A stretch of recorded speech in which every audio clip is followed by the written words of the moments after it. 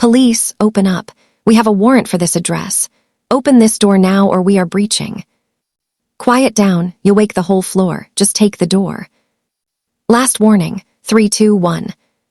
Wait, what, police? I haven't done anything. Oh God, my door. Easy, Shadow. What do you see? It's Helen's place, isn't it? The deafening crack of the battering ram should have been just another city sound to Helen Wilcox. Having just collapsed after a grueling double shift in the ER, she was used to sleeping through the sirens and chaos of the street. But the sound of heavy boots hitting her hardwood floor and the harsh, metallic bark of commands cut through her fatigue like a scalpel. She bolted upright, her heart hammering against her ribs, blinded by 4 high-intensity tactical beams pinning her against the headboard. 4 men, badges gleaming falsely in the artificial glare, weapons drawn with a lethal efficiency that no real beat cop would ever display at 3:00 a.m. The terror was instant. She knew screaming was a luxury she couldn't afford. But the Blue Shadow crew had made 3 fatal miscalculations. They didn't know that the quiet man in 4B, Jay Haney, had more than just a passing interest in his neighbor. They didn't know his apartment was a fortress of fiber-optic surveillance that had caught their every move in the hallway. And they most certainly didn't know that his elite Belgian Malinois, Shadow, was currently vibrating with the command to hunt. Police, open up. We have a warrant for this address.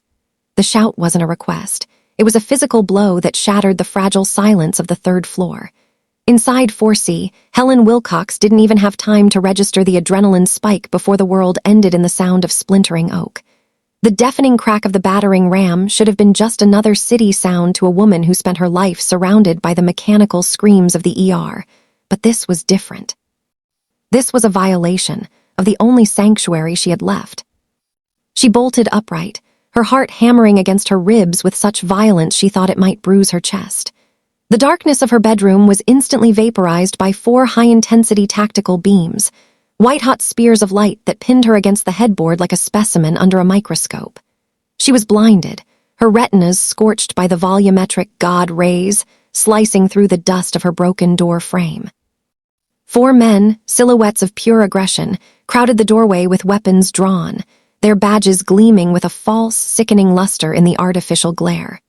The terror was a cold, paralyzing weight. Looking into the blinding white void of their flashlights, Helen realized with a jolt of primal instinct that these weren't protectors. They were predators, and help was a lifetime away. But on the other side of the gray concrete wall, the silence was of a different kind. In 4B, the air was cool and smelled of expensive tea and ozone. Shadow, 100 pounds of elite Belgian Malinois muscle, didn't bark. He transformed. He was already standing, his body vibrating with a rhythmic, low-frequency growl that felt like a localized earthquake.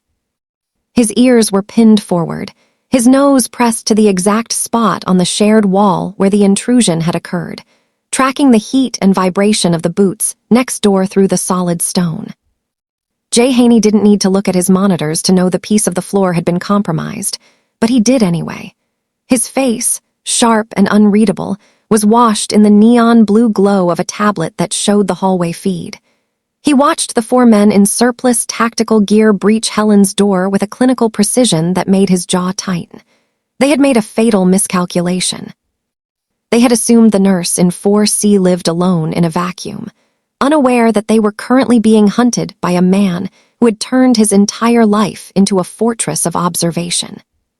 Easy, Shadow, Jay whispered, his voice a lethal silk that matched the dark silk of his robe. He reached down, his fingers brushing the dog's rigid spine. What do you see? It's Helen's place, isn't it? The dog's lips pulled back, baring teeth that could snap bone like dry kindling. Jay's eyes didn't leave the screen. The Blue Shadow crew thought they were the most dangerous thing in the building. They were about to learn how wrong they were. The heavy boots of the lead intruder hit the floorboards of the bedroom with a thud that echoed Helen's frantic heartbeat. Hands where I can see them. Don't move, the man barked, his voice a gravelly snarl that felt like a physical weight pinning her against the headboard. Helen Wilcox, her natural afro hair a dark halo against the pillows, could barely breathe as the 4 blinding tactical beams turned her sanctuary into an interrogation cell. She was trapped in the crosshairs of a lie, paralyzed by the sight of badges and barrels that radiated a lethal efficiency no real city cop would ever display at 3 in the morning. The lead man, Vince, took a predatory step forward, his flashlight beam center mass on Helen's gray tank top, when the air in the hallway suddenly changed. There was no warning, no shouted commands, no secondary breach. Instead, the shadows behind the intruders seemed to detach themselves from the walls. Two figures, dressed in matte black tactical gear that absorbed the light rather than reflecting it, moved through the doorway like smoke. Before the blue shadow crew could even rotate their weapons, Jay Haney's cleaners struck with a terrifying surgical precision. The man on the far left was neutralized first. A gloved hand clamped over his mouth while a sharp, precise strike to the base of his neck sent him into instant darkness. He collapsed without a sound, his tactical light clattering softly against the rug.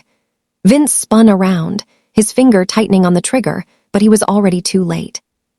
Shadow, the Belgian Malinois, launched from the hallway like a living projectile, his 100-pound frame slamming into Vince's chest with the force of a high-speed collision. The room exploded into controlled chaos.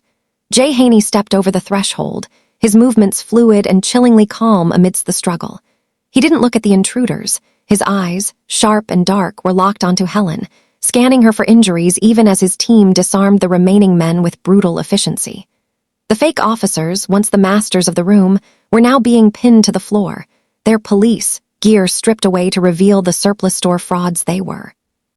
"Clear," one of the cleaners whispered, his voice a hollow echo in the suddenly quiet room. Jay walked to the edge of the bed, his presence filling the space where fear had just lived. He reached out a hand, but stopped before touching the white duvet Helen was white-knuckling against her chest. "It's over, Helen," he said, his voice a low, melodic baritone that finally broke the spell of her terror. "They won't touch you again." The silence that followed the tactical storm was more jarring than the breach itself. Helen allowed Jay to lead her out of the wreckage of her bedroom, her bare feet padding softly against the hardwood as she clutched the white duvet around her shoulders like a shroud. She expected the hallway of their building, but Jay guided her through a hidden, reinforced door connecting their units.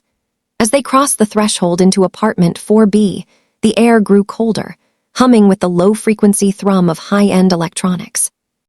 The room Jay called his office was a cavern of shadows illuminated by a monolithic wall of glass and light. Helen's breath hitched in her throat as she looked up at the surveillance wall. Dozens of glowing monitors bathed Jay's sharp features in a spectral blue light, displaying a grid of hyper-clear video feeds. Her eyes darted across the screens, searching for a way to process what she was seeing.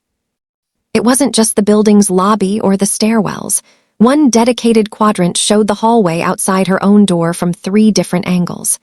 Another screen, a grainy thermal feed, tracked the movement of the cleaners, still moving through her living room. The realization hit her with the force of a second battery ram. The quiet neighbor, who had spent months nodding politely to her by the mailboxes, hadn't just been a passerby. He had been a silent, digital ghost living in the margins of her life. She saw a recorded loop on a side monitor. Herself, 3 nights ago, fumbling with her keys at 4:00 a.m. after a double shift, leaning her head against the door in exhaustion. Jay had seen it all. He had seen her come and go, seen her kindness to delivery drivers, and known the exact moment her sanctuary was compromised. "You've been watching me," she whispered, the words feeling heavy and metallic in her mouth. She turned to look at him, her natural afro hair framed by the cold glow of the monitors, her expression a fragile mask of gratitude and profound violation. Jay didn't flinch or offer a hollow apology. He stood beside Shadow, the Belgian Malinois who had returned to a state of statuesque alertness, and met her gaze with a terrifyingly honest clarity. "I've been keeping you safe, Helen," he replied, his voice a low, steady baritone that vibrated through the quiet room. "There is a difference." Helen looked back at the screens, at the digital fortress he had built around her without her ever knowing. In the blue light of the safe room, the man who had just saved her life felt more like a beautiful, dangerous mystery than the neighbor she thought she knew. The blue glow of the surveillance wall felt colder now, casting long, sharp shadows across the room that seemed to mirror the shift in the atmosphere. Helen's eyes moved from the monitors to Jay, really seeing him for the first time. The quiet neighbor was gone, replaced by a man who occupied the space with the heavy, unshakable gravity of a king in a bunker. He moved to a heavy mahogany desk, his black silk robe flowing like ink, and picked up a high-encryption phone that hadn't stopped humming with silent notifications since they entered. "You aren't just a businessman, Jay," Helen said, her voice trembling but her gaze steady. She looked at the way his cleaners moved on the screen with a synchronization that spoke of years of dark, disciplined service. People who run logistics companies don't have private tactical teams waiting in the walls. Jay set the phone down and looked at her, his expression a mask of chillingly calm honesty. "I run the veins of this city, Helen. Everything that moves, legal or otherwise, passes through my hands. In Seoul, they called us Gmai, the spiders. Here, the papers prefer the term Korean Mafia." He said it with a factual detachment that was more terrifying than a threat. This wasn't a boast. It was a confession of a life built on blood and calculated debt. He explained that his logistics empire was the legitimate skin over a sprawling underworld skeleton, a network that ensured order in a world that thrived on chaos. Helen felt the duvet slip slightly from her shoulder, the weight of the revelation making her limbs feel leaden. She was a healer, a woman who spent 12-hour shifts fighting to keep people from the brink of the grave, and here she was, standing in the heart of a machine designed to put them there.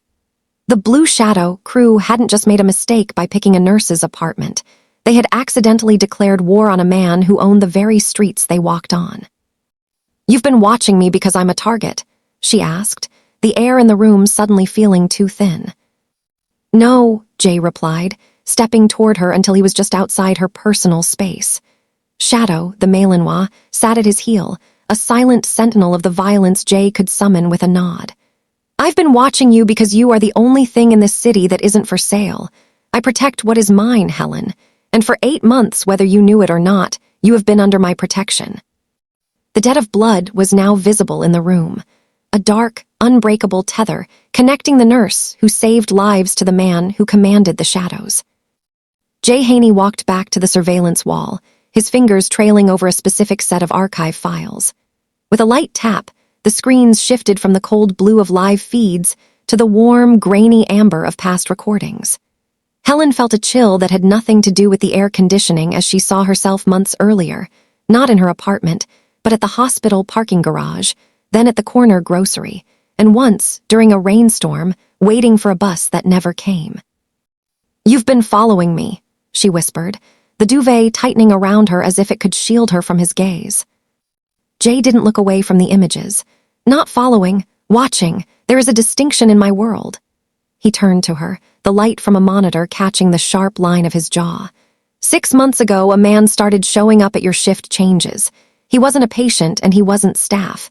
He was a collector for a crew that specialized in finding women like you, independent, hardworking, and isolated." Helen's breath hitched. She remembered the man, the one in the tan jacket who always seemed to be lighting a cigarette near the ER entrance. She had dismissed it as city noise, the background radiation of living in a metropolis. "He didn't stop because he lost interest," Jay continued, his voice dropping to a low, lethal baritone.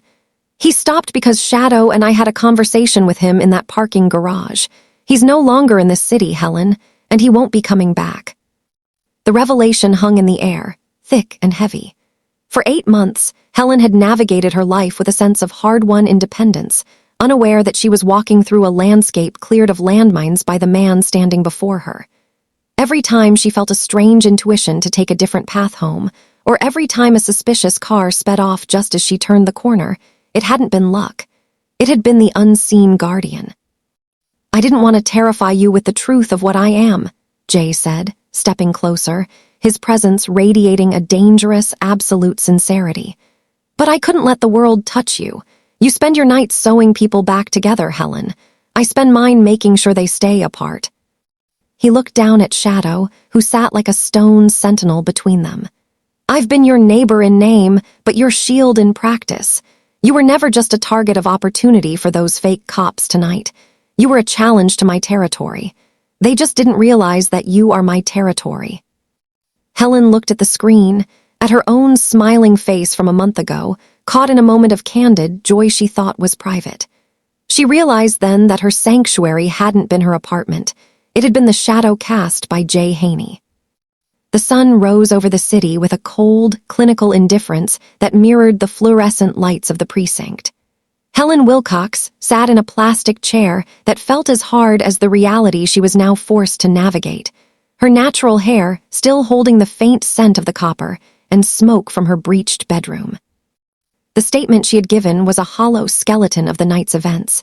She spoke of the blinding tactical lights and the terror of the flashlights, but she remained silent about the hidden door in her wall and the man who had truly dismantled her attackers. The psychological weight of the lie was a new kind of exhaustion, one that no double shift at the ER could prepare her for. Every time a real officer walked past, the metallic jingle of their belt sent a jolt of ice through her veins, her mind unable to distinguish between the badge of a protector and the mask of a predator. The legal fallout was a labyrinth of paperwork and hushed conversations. Detectives hovered around the blue shadow, crew now stripped of their surplus store authority, trying to piece together how a high-end heist had been thwarted so surgically. Helen watched through the glass of the observation room, seeing the ringleader, Vince, looking not like a cop, but like a cornered animal. The violation of her sanctuary had left a phantom itch on her skin. She could still feel the phantom pressure of the tactical beams pinning her against her headboard. The city she once called home now felt like a predatory landscape, and the apartment she had worked so hard to afford was nothing more than a broken box with a shattered frame. Back at the building, the air was thick with the hushed whispers of neighbors and the persistent hum of the building manager's frantic apologies. Helen stood in her living room, staring at the raw, splintered wood of her front door. The physical breach was being repaired, but the psychological walls were gone. She jumped at the sound of a closing elevator. She flinched when the sunlight caught a mirror and cast a sudden, bright beam across her wall. She was a woman who saved lives, yet she felt like she was drowning in the safety Jay Haney had provided. The trial of Helen wasn't happening in a courtroom yet. It was happening in the silence of her own mind, where the debt she owed a Mafia boss warred with her identity as a healer. She looked at the shared wall of 4B, knowing that on the other side, a Belgian Malinois was likely tracking her heartbeat through the concrete, and a man was watching her through a screen, waiting for her to break. The safety Jay offered was absolute, but as Helen touched the bruise on her wrist, she realized that the cost of that protection might be her very soul. The sanctuary of the new penthouse was shattered not by a battering ram, but by the rhythmic, muffled thuds of suppressed gunfire echoing through the reinforced glass of the terrace. The Blue Shadow crew had survivors, and they had brought an army to exact their revenge. Helen Wilcox, once paralyzed by the flashlights of fake police, found herself thrust into a different kind of darkness as the lights of the estate flickered and died. Muzzle flashes from the garden below strobed against the walls, illuminating Jay Haney as he moved with the lethal grace of a predator under fire. But even a ghost can bleed. A stray round, skipping off a marble pillar, found its mark. Jay slumped against the kitchen island, his black silk robe blooming with a sudden, wet crimson. Shadow, the Malinois, stood over him, a wall of fur and fury, barking at the closed doors as the cleaners engaged the intruders in the foyer. Helen didn't freeze this time.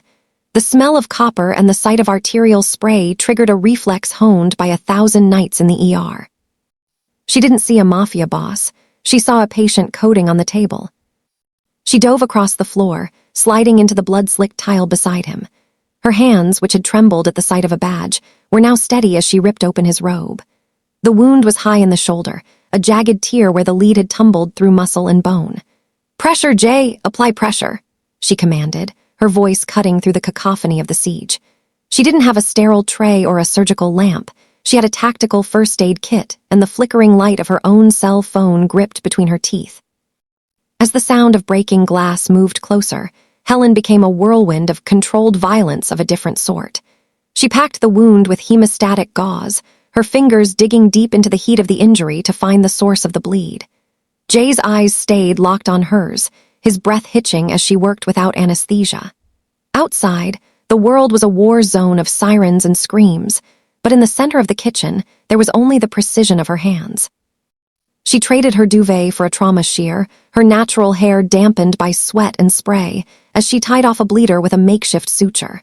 In that moment, the power dynamic shifted. Jay Haney owned the streets, but Helen Wilcox owned the border between life and death. She was no longer the territory being protected. She was the only reason the protector was still breathing. The transition from the shadow to the light began not with a grand gesture, but with the quiet, systematic deconstruction of an empire. In the weeks following the siege, Jay Haney sat in the cold morning light of the penthouse, his shoulder still bound in the professional dressings Helen had applied, watching his legacy dissolve into legal ledgers. Logistics, manifests that once hid the movement of contraband were being rewritten. The encrypted lines that buzzed with underworld whispers were being disconnected, one by one. It was a surgical excision of his own power, performed with the same cold-blooded efficiency he had used to build it, but the motivation had shifted. He was no longer trying to rule a city that didn't care for him. He was trying to become a man who could stand in the sun beside a woman who gave everything to save it. Jay began the grueling process of whitewashing the GMI. It wasn't just about cleaning the money. It was about severing ties with the brokers of chaos who had been his only family for a decade. He met with his lieutenants in a neutral space, the air thick with the tension of men who sensed the end of an era. There were no threats, only the finality of a king stepping down from a throne he no longer wanted.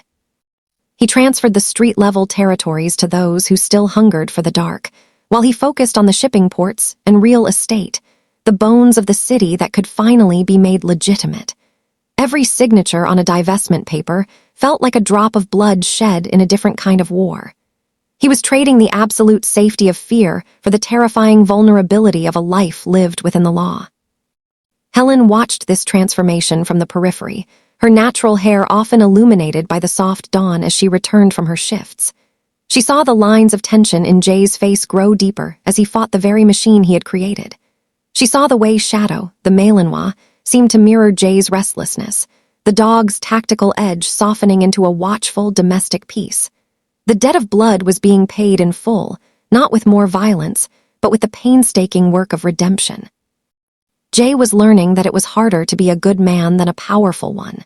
He was dismantling his fortress brick by brick, not because he was afraid of his enemies, but because he was finally afraid of losing the woman who had looked into the darkest parts of him and reached for a bandage instead of a weapon. He was making himself worthy of the sanctuary she had created, transforming his protection into a partnership that didn't require a surveillance wall to see the truth. The golden hour of the city's skyline bled through the floor-to-ceiling windows of the new penthouse, casting a warm, honeyed glow over a life that no longer required the cold blue light of surveillance monitors. The air was still, free from the ozone of high encryption servers and the metallic tang of fear. Helen Wilcox stood by the window, her natural hair a soft halo in the fading light, looking out at the sprawling metropolis where she still worked the night shifts. But now, when she returned home, she didn't check the locks with a trembling hand or scan the shadows for predators. She walked into a space that belonged to her as much as it did to the man who stood beside her. Jay Haney had traded his dark silk robes for a simple linen shirt, the sharp, lethal edge of his silhouette softened by the quietude of a legitimate life. He didn't stand behind her like a guard anymore. He stood beside her as a partner. The debt of blood had been settled, replaced by a mutual autonomy that allowed them both to breathe. He still had his connections, his eyes on the street, but they were used to ensure the city remained a place where people like Helen could heal without being hunted. He had learned that the ultimate form of protection wasn't control, but the creation of a world where control was no longer necessary. On the plush rug between them, Shadow, the Belgian Malinois, was a sprawl of contented muscle. The dog that was once a weapon of trained fury was currently preoccupied with the remnants of a shredded silk pillow, his tail thumping rhythmically against the floor. He was no longer vibrating with the command to hunt. He was simply a dog in a home. Helen laughed, the sound bright and clear, as she watched the fierce sentinel succumb to the domestic chaos of a living room. It was the sound of a sanctuary that had finally been earned. They had found a middle ground between the ER and the underworld, a place where the healer and the former king could coexist without the shadows of their pasts darkening the doorway. Jay reached out, his hand finding Helen's, And for the first time in 8 months, there was no calculation in the touch, only the steady, unwavering warmth of a shared future. The new sanctuary wasn't built of reinforced concrete or fiber optic sensors. It was built on the quiet understanding that while the world outside would always have its dangers, the space between them was untouchable. As the city lights began to twinkle like distant stars, they stepped away from the window together, moving toward a night that promised nothing but peace. This concludes the story of Helen and Jay. Would you like me to help you brainstorm a sequel, or perhaps create a character profile for a new antagonist who might challenge their new piece?